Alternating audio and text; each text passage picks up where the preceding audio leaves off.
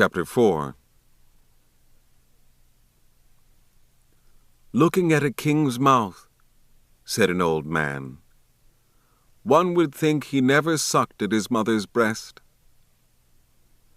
He was talking about Okonkwo, who had risen so suddenly from great poverty and misfortune to be one of the lords of the clan.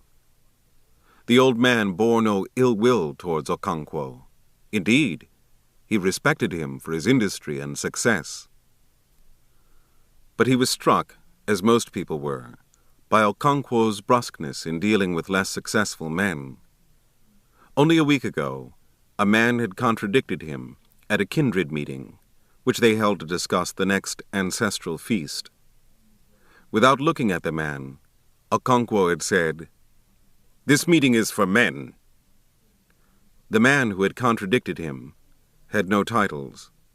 That was why he had called him a woman. Okonkwo knew how to kill a man's spirit. Everybody at the kindred meeting took sides with Osugo when Okonkwo called him a woman. The oldest man present said sternly that those whose palm kernels were cracked for them by a benevolent spirit should not forget to be humble. Okonkwo said he was sorry for what he had said, and the meeting continued. But it was really not true that Okonkwo's palm kernels had been cracked for him by a benevolent spirit. He had cracked them himself. Anyone who knew his grim struggle against poverty and misfortune could not say he had been lucky. If ever a man deserved his success, that man was Okonkwo. At an early age, he had achieved fame as the greatest wrestler in all the land. That was not luck. At the most, one could say that his chi, or personal god, was good. But the Igbo people have a proverb that when a man says yes, his chi says yes also. Okonkwo said yes very strongly, so his chi agreed. And not only his chi, but his clan too, because it judged a man by the work of his hands. That was why Okonkwo had been chosen by the 9 villages to carry a message of war to their enemies, unless they agreed to give up a young man and a virgin to atone for the murder of Udo's wife. And such was the deep fear that their enemies had for Umuofia, that they treated Okonkwo like a king, and brought him a virgin who was given to Udo as wife, and the lad, Ikemefuna. The elders of the clan had decided that Ikemefuna should be in Okonkwo's care for a while. But no one thought it would be as long as 3 years. They seemed to forget all about him as soon as they had taken the decision.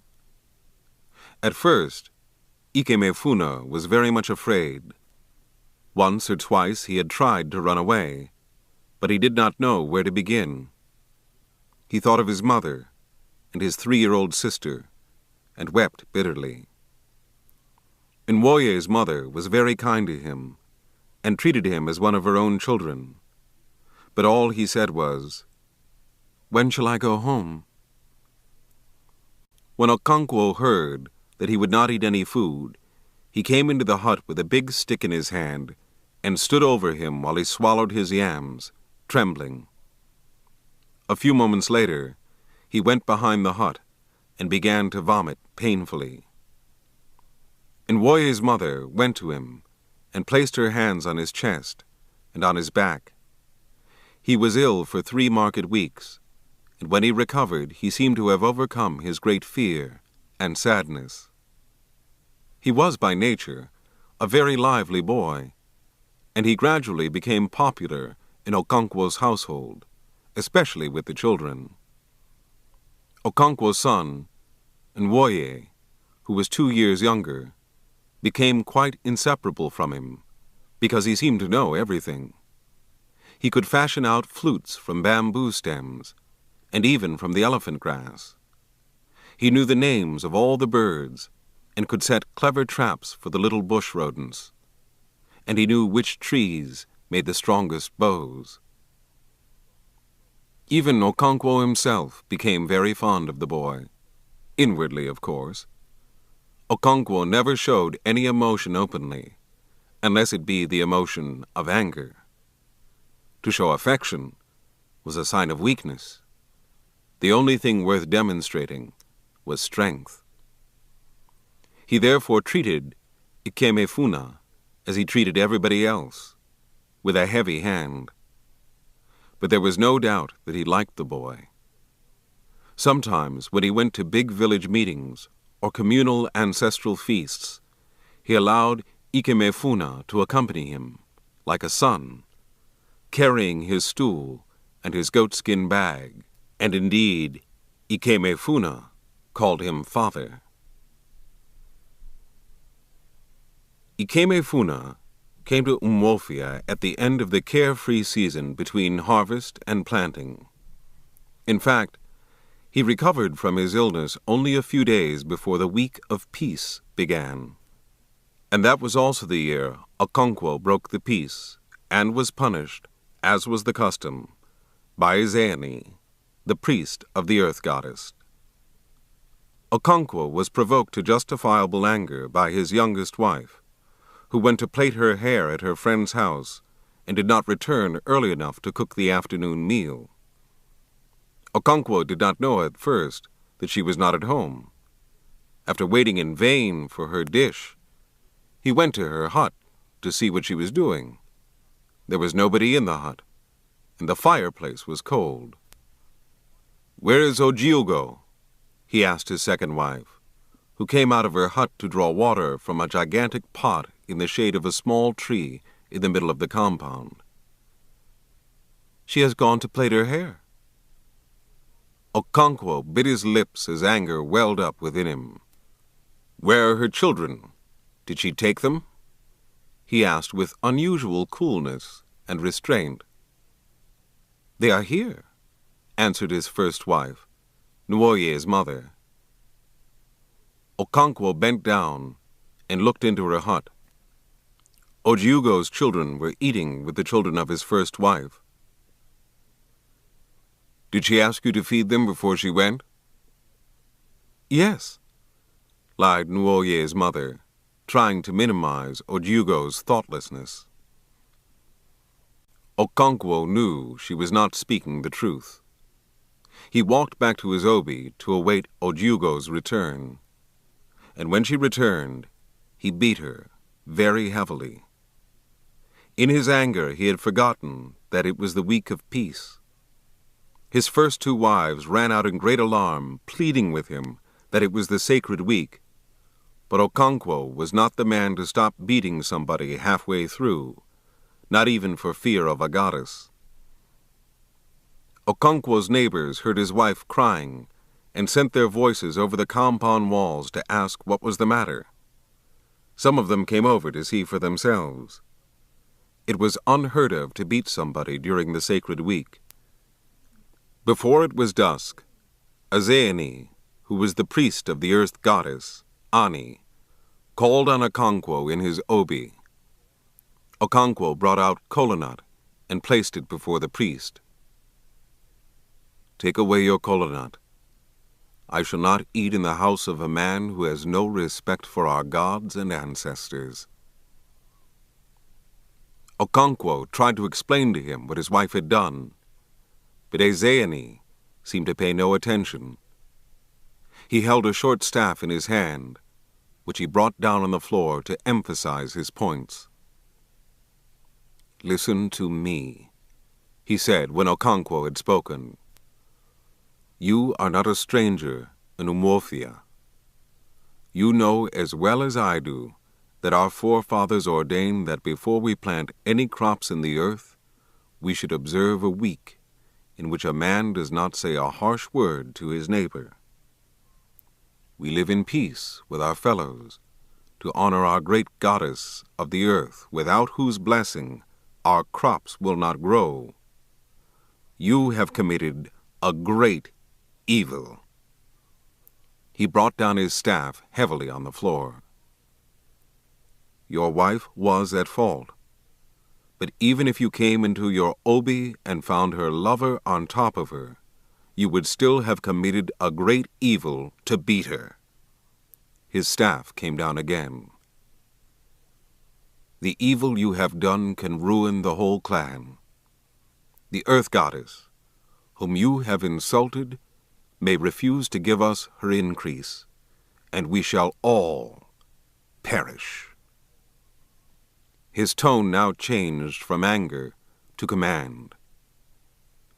You will bring to the shrine of Ani tomorrow 1 she-goat, 1 hen, a length of cloth, and 100 cowries. He rose and left the hut. Okonkwo did as the priest said. He also took with him a pot of palm wine. Inwardly, he was repentant, but he was not the man to go about telling his neighbors that he was in error. And so people said he had no respect for the gods of the clan. His enemies said his good fortune had gone to his head. They called him the little bird, Nza, who so far forgot himself after a heavy meal that he challenged his chi. No work was done during the week of peace. People called on their neighbors and drank palm wine. This year they talked of nothing else but the inso ani which Okonkwo had committed. It was the first time for many years that a man had broken the sacred peace. Even the oldest men could only remember 1 or 2 other occasions somewhere in the dim past. Ogbuefi Ezeudu, who was the oldest man in the village, was telling 2 other men who came to visit him that the punishment for breaking the peace of Ani had become very mild in their clan. It has not always been so, he said. My father told me that he had been told that in the past a man who broke the peace was dragged on the ground through the village until he died. But after a while, this custom was stopped, because it spoiled the peace which it was meant to preserve. Somebody told me yesterday, said one of the younger men, that in some clans it is an abomination for a man to die during the week of peace. It is indeed true, said Ogbuefi Ezeudu. They have that custom in Obodoani. If a man dies at this time, he is not buried, but cast into the evil forest. It is a bad custom which these people observe because they lack understanding. They throw away large numbers of men and women without burial.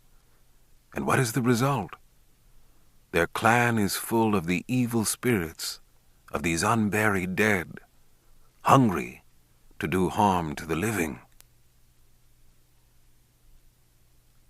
After the week of peace, every man and his family began to clear the bush to make new farms. The cut bush was left to dry, and fire was then set to it. As the smoke rose into the sky, kites appeared from different directions and hovered over the burning field in silent valediction. The rainy season was approaching when they would go away until the dry season returned. Okonkwo spent the next few days preparing his seed yams. He looked at each yam carefully to see whether it was good for sowing. Sometimes he decided that a yam was too big to be sown as one seed, and he split it deftly along its length with his sharp knife. His eldest son, Nuoye, and Ikemefuna helped him by fetching the yams in long baskets from the barn and in counting the prepared seeds in groups of 400. Sometimes Okonkwo gave them a few yams each to prepare. But he always found fault with their effort, and he said so with much threatening. "Do you think you are cutting up yams for cooking?" he asked Nuoye. "If you split another yam of this size, I shall break your jaw. You think you are still a child. I began to own a farm at your age. And you," he said to Ikemefuna, "do you not grow yams where you come from?" Inwardly, Okonkwo knew that the boys were still too young to understand fully the difficult art of preparing seed yams, but he thought that one could not begin too early. Yam stood for manliness, and he who could feed his family on yams from one harvest to another was a very great man indeed. Okonkwo wanted his son to be a great farmer and a great man. He would stamp out the disquieting signs of laziness which he thought he already saw in him. "I will not have a son who cannot hold up his head in the gathering of the clan. I would sooner strangle him with my own hands. And if you stand staring at me like that," he swore, "a Madiora will break your head for you." Some days later, when the land had been moistened by 2 or 3 heavy rains, Okonkwo and his family went to the farm with baskets of seed yams, their hoes and machetes, and the planting began. They made single mounds of earth in straight lines all over the field and sowed the yams in them. Yam, the king of crops, was a very exacting king. For 3 or 4 moons it demanded hard work and constant attention from cockcrow till the chickens went back to roost. The young tendrils were protected from the earth heat with rings of sisal leaves. As the rains became heavier, the women planted maize, melons, and beans between the yam mounds. The yams were then staked, first with little sticks, and later with tall and big tree branches. The women weeded the farm 3 times at definite periods in the life of the yams, neither early nor late. And now, the rains had really come, so heavy and persistent that even the village rainmaker no longer claimed to be able to intervene. He could not stop the rain now, just as he would not attempt to start it in the heart of the dry season without serious danger to his own health. The personal dynamism required to counter the forces of these extremes of weather would be far too great for the human frame. And so nature was not interfered with in the middle of the rainy season. Sometimes it poured down in such thick sheets of water that earth and sky seemed merged in one gray wetness. It was then uncertain whether the low rumbling of Amadiora's thunder came from above or below. At such times, in each of the countless thatched huts of Umuofia, children sat around their mother's cooking fire telling stories, or with their father in his obi, warming themselves from a log fire, roasting and eating maize.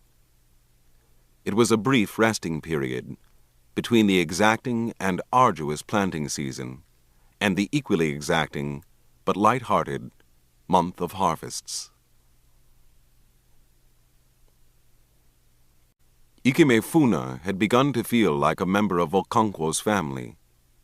He still thought about his mother and his 3-year-old sister, and he had moments of sadness and depression. But he and Nwoye had become so deeply attached to each other that such moments became less frequent and less poignant. Ikemefuna had an endless stock of folk tales. Even those which Nwoye knew already were told with a new freshness and the local flavor of a different clan. Nwoye remembered this period very vividly till the end of his life. He even remembered how he had laughed when Ikemefuna told him that the proper name for a corn cob with only a few scattered grains was Eze Agadi Nwayi, or the teeth of an old woman. Nwoye's mind had gone immediately to Nwayeke, who lived near the udala tree. She had about 3 teeth and was always smoking her pipe. Gradually, the rains became lighter and less frequent, and earth and sky once again became separate. The rain fell in thin, slanting showers through sunshine and quiet breeze. Children no longer stayed indoors, but ran about singing, "The rain is falling, the sun is shining. Alone, Nadi is cooking and eating." Nwoye always wondered who Nnadi was, and why he should live all by himself, cooking and eating. In the end, he decided that Nnadi must live in that land of Ikemefuna's favorite story, where the ant holds his court in splendor, and the sands dance forever.